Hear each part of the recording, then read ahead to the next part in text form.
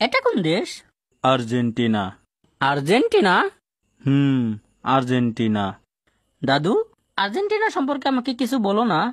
Argentina দক্ষিণ আমেরিকার একটি রাষ্ট্র। এদেশের জনসংখ্যা প্রায় 40 কোটির উপরে। এদেশের প্রধান আয়ের উৎস হল ফুটবল থেকে। আচ্ছা, তুমি কি কখনো হাত দিয়ে ফুটবল খেলা দেখেছো? না। তুমি জানলে অবাক হবে, সারা পৃথিবীর মানুষ ফুটবল খেলে পা দিয়ে, কিন্তু আর্জেন্টিনা ফুটবল খেলে হাত দিয়ে। দাদু, এটা কি করে সম্ভব? এটা আর কারো দ্বারা সম্ভব না হলেও আর্জেন্টিনার দ্বারা সম্ভব।